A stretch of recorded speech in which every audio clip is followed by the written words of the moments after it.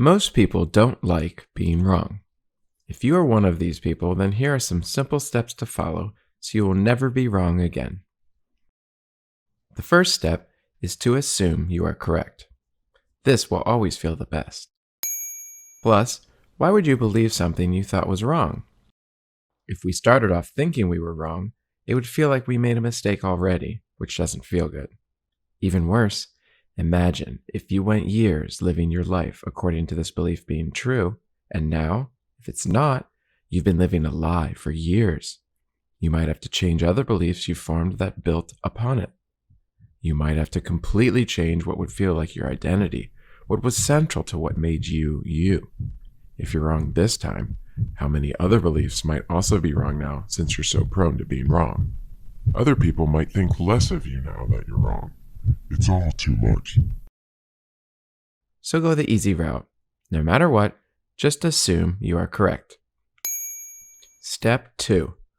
Only look for evidence or arguments that prove you are correct. Again, we already know we have the right answer. We just need to find the right reasons that will prove our point.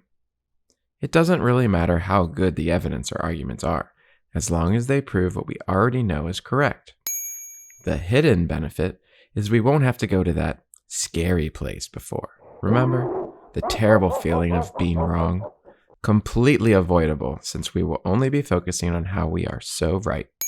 If you think about it, this would make it impossible to be wrong, as everything you find should just be proving you are so obviously correct. Unfortunately, we don't live in a perfect world, and you will sometimes be forced to come across people with evidence or arguments that say you are actually wrong. Again, try at all costs to avoid this. Remember, step 2. But sometimes you just won't be able to and will be forced to hear about how you might be wrong. We are now again breaching the scary place. Luckily, there are some easy ways out. Remember step 1 where we assumed we were correct? Step 3, go back to step 1, and now it should be easy to see what's going on. They are the ones who have to be wrong. We already know we have the right answer, so anything that says we are wrong, therefore has to be wrong. You don't even need to listen, much less understand the points they try to make. The thing is, if they just knew what you knew, then they would see you're correct in a heartbeat. If you want, throw out a few of the arguments you found during step 2. It doesn't matter how good your reasons are, they will eventually be convinced. If, after all of this, they still argue with you, it's probably because they just aren't as smart as you are. Really, make up any reason you want. It doesn't matter because they are wrong and you are right. Hopefully this has all been an obvious example of exactly what not to do. Well, here's the real scary part. All of our brains will tend to follow these steps even after we realize how bizarrely backwards this is, often without us being consciously aware we are even doing it. It doesn't feel good at all to be wrong, so our minds try their best to avoid even thinking about being wrong. We call it confirmation bias. Aptly named, confirmation bias occurs when we focus mostly on the reasons and evidence that proves we are correct, the part that makes us feel good, and pay very little attention to what proves we are wrong, the part that makes us feel bad. It is an easy way to avoid feeling or admitting that we are wrong.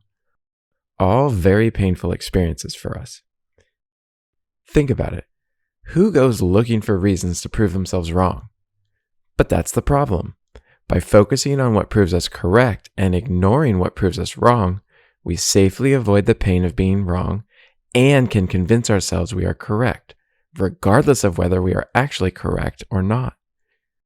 We can feel like we are correct without having to be correct, all under the illusion that this method we are using is reliable. It does actually make sense that our brains would be good at this. Focusing on things that feel good while avoiding things that feel bad helps us survive. Eating food feels good, so we focus a lot of time and effort on eating good food. Getting mauled by a tiger doesn't feel good, so we run away from tigers. This is all very smart for surviving. The thing is, avoiding what causes pain isn't always smart. Hard work is painful, yet working hard is typically very beneficial, not necessarily good to avoid it. Junk food feels good to eat, yet eating a lot of junk food is not smart in the long run. And so it is with discovering the truth. Our brains have developed this simple way to survive that backfires and makes it super easy to keep believing things that are just wrong. Our brains choose feeling good over finding the truth, usually without us even realizing it. Right now, you might be thinking, yeah, I can see how other people do this, but I'm not biased. Well, think about this. Most people will probably believe they are not biased. This feels the best after all. It wouldn't feel good to believe we're biased, which means we will also tend to avoid thinking about how we are biased. So, we don't look for evidence proving we are biased, which means we only see how we are not biased, which reaffirms our belief that we are not biased, which makes us avoid thinking we are biased, which means we don't look for evidence proving we are biased, which means we only see how we are not biased, which reaffirms our belief that we are not biased. Yes, that's right. Confirmation bias gives cover to many of the mistakes our brains make, including how we have confirmation bias, thereby causing itself and hiding the fact that you are biased from you. So, how do we solve this? How do we get out of this feedback loop of confirmation bias causing itself and actually try to avoid being wrong? Perhaps the best first step is, put simply, to have some humility. Be able to admit you make mistakes and honestly accept that you could be wrong.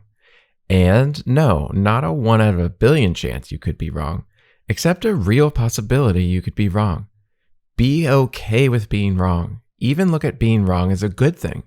It means you learned something new and you got rid of a belief that was wrong. You are becoming a better person. Being unable to accept the possibility you could be wrong is not strength, but foolishness, a position beyond reasoning, not a good position. We are all human. We all make mistakes. We are all capable of being wrong. We have to be able to admit this. Accepting you could be wrong can be tough, though. That's why it is a sign of strength. It is especially hard with beliefs that have become a large part of your identity. I would try to avoid this in the first place, actually. Be careful not to put yourself in a position where you need a belief to be true, that you couldn't handle it not being true. These are the types of beliefs that succumb to confirmation bias so easily, as the penalty for being wrong is crushingly high. To help, try to avoid thinking, I have the right answer. Think more like, I'm always searching for the right answer. The quest for truth should never end. Ignore who is right when what matters is what is right. Finding the truth should always be more important than being right, even at the expense of your ego. After accepting you could be wrong, you must now go one step further. Actually try to prove yourself wrong. So why is this important? Besides the fact that you've already spent most, if not all, your effort only trying to prove yourself correct, trying to prove something wrong typically reveals much more information than trying to prove it correct. For example, say you lived on a farm and believed a rooster's crow caused the sun to rise in the morning. You could easily find evidence showing this is true. Why, just this morning the rooster crowed, and sure enough, the sun rose again, just as it has the last, say, 50 years of your life. Focusing only on the evidence that proves your belief correct doesn't tell you much. You already believe the rooster causes the sun to rise. Another day of the rooster crowing and the sun coming up tells you nothing new. Now, what happens if you decide one day to try and prove this wrong? You maybe stop the rooster from crowing and see if the sun still comes up. Aha! Very useful information has now been unlocked because you tried to prove yourself wrong. Trying to prove a belief wrong will only validate true beliefs, but will mercilessly uncover false ones. In fact, this is basically how and why science works. Look at it this way. If you do not try to prove yourself wrong, how would you know if you were wrong? You wouldn't know and could be stuck being wrong simply because you never tried to prove you were wrong. Why do teachers give tests in school? It's the only way to reveal who didn't learn the lesson. It is the filter.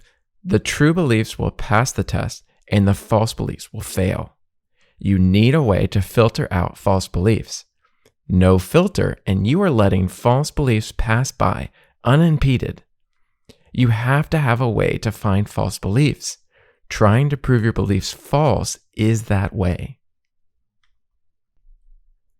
Finally, trying to prove yourself wrong will give you an incentive to actually listen to people on the other side of the argument. What? Have I gone too far? No, you can do this. They have confirmation bias just like you, and so have probably thought a lot about how they are so right. They've probably done a lot of your proving yourself wrong research for you.